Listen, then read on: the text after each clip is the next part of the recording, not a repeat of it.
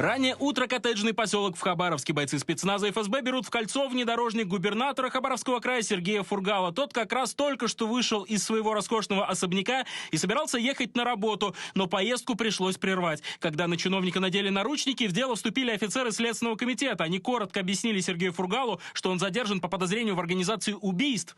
По данным следствия, Фургал является организатором покушения на убийство и убийства ряда предпринимателей. Также ранее задержаны и арестованы 4 активных участников организованной группы, которым уже предъявлено обвинение. А это первый визит губернатора Сергея Фургала в кабинет следователя. Сразу после задержания общение с сотрудниками Следственного комитета пришлось вести в линейном отделе внутренних дел Хабаровского аэропорта. Полицейские предоставили помещение коллегам, которые провели с Сергеем Фургалом первую беседу. Мною составляется протокол вашего задержания в порядке 91. Сидя в наручниках, он ознакомился с постановлением о возбуждении дела, подписал бумаги, получил маску и с сумкой, портфелем в руках пошел к самолету. Опытный следователь, видно, что это полковник юстиции, прилетал за губернатором из Москвы. Сергея Фургала первым же рейсом отправили в столицу.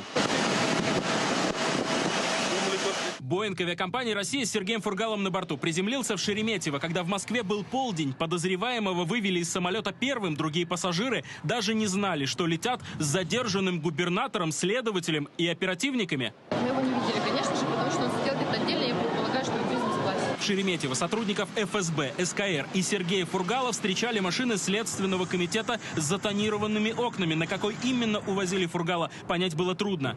Из аэропорта Сергея Фургала доставили в здание Центрального аппарата Следственного комитета. Именно это ведомство ведет резонансное дело. Здесь же прошел и первый официальный допрос Сергея Фургала, который касался уголовных дел об убийствах и покушении на убийство. Ему напомнили о целой череде заказных расправ 2004 и 2005 года. Тогда в Амурской области и в Хабаровском крае были застрелены несколько влиятельных коммерсантов. И все они были либо конкурентами Фургала, либо его партнерами. Его компания «Алькума» торговала лесоматериалами, а фирма «Миф Хабаровск» занималась сбором лома черных металлов. В 2004 году склад Фургала обокрали, и он быстро вышел на похитителя, конкурента по бизнесу Дмитрия Сандалова. Как рассказывали очевидцы, Фургал отправил к Сандалову своих людей, и те застрелили коммерсанта. Однако дело почему-то не двигалось с места до того момента, пока материалы из Хабаровска не забрали в Москву сотрудники Центрального аппарата СКР. Всплыли и другие эпизоды.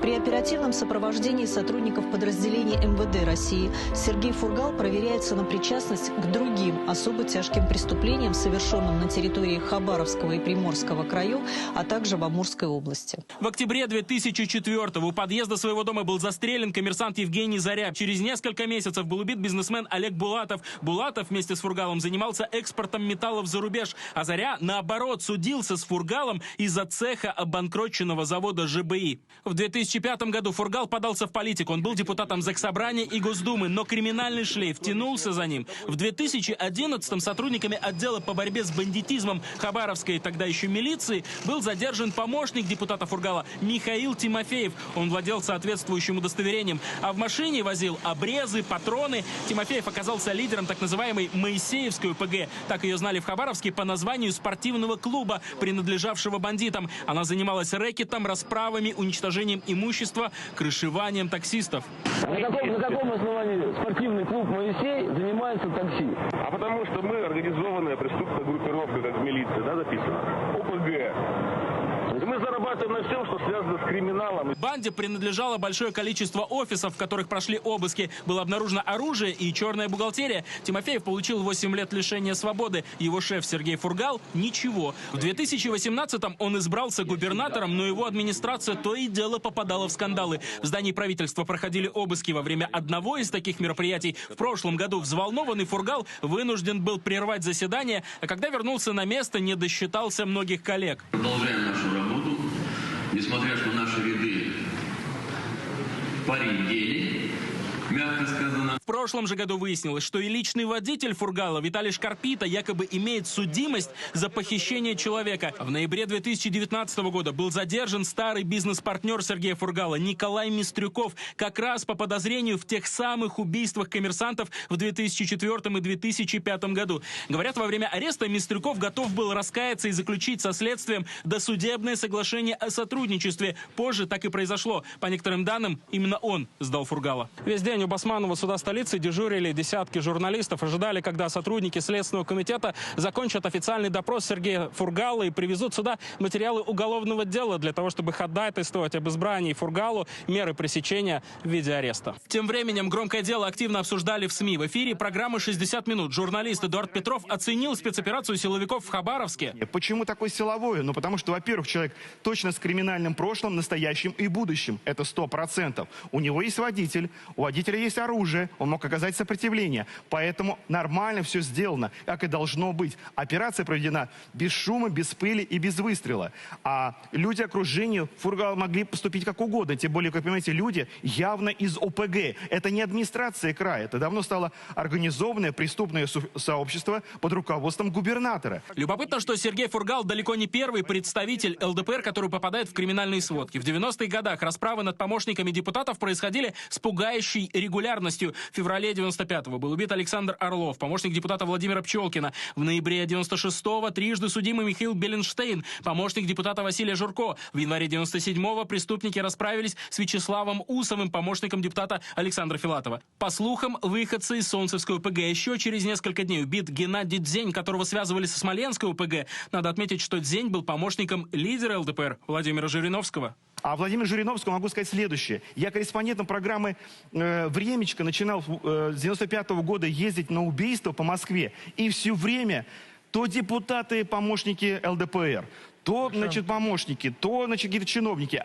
У всех убитых в Москве и в других регионах находили удостоверения именно партии ЛДПР. А Владимиру Жириновскому надо внимательно относиться к людям, которых они подбирают, берут себе в партию, надевают эти маски, стоят как клоуны, вот, и потом говорят, что это, значит, какой-то наезд на партию. Это не наезд на партию, это очищение партии от криминала. А Владимиру Владимировичу давно пора все дела изучить повнимательнее и посмотреть, кто у него находится. Ровно в эти же дни другой бывший депутат Государственной Думы от списка ЛДПР Михаил Глущенко, более известный в специфической среде как Хохол, подал заявление об освобождении по УДО, условно-досрочно.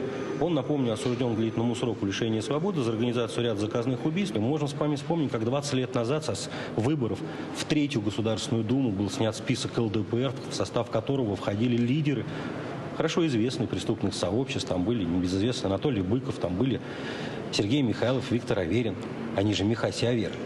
Поэтому, когда представители, руководители ЛДПР говорят о том, что почему никто ничего не знал, никто ничего не говорил, и связь с криминалом невозможна, это выглядит, мягко говоря, очень забавно. Уже известно, что следствие провело кропотливую работу и обладает мощной доказательной базой по делу об убийствах 15-летней давности. Оперативное сопровождение расследования ведут сотрудники ФСБ. Проверять будут и бизнес семьи Сергея Фургала. Ей принадлежат компании «Амурсталь» и «Торекс». Контроль над ними, по некоторым данным, Фургал не ослаблял до этого дня. Такого в истории России еще не было. Но это самое такое громкое уголовное дело за последние 20-летия. Я думаю, что силовики подготовились основательно, дать должное, что, конечно, это серьезный был поступок, серьезный шаг. И они понимали, что здесь должно все пройти от начала до конца без всяких проблем. После 6 часов допроса Сергею Фургалу уже предъявили обвинение. Ему инкриминируют покушение на убийство и организацию убийств. Сразу несколько эпизодов. В ближайшее время ему должны будут избрать меру пресечения. Виталий Кармазин, Ольга Журенкова, Иван Зуев и Диана Счастливая. Вести, дежурная часть.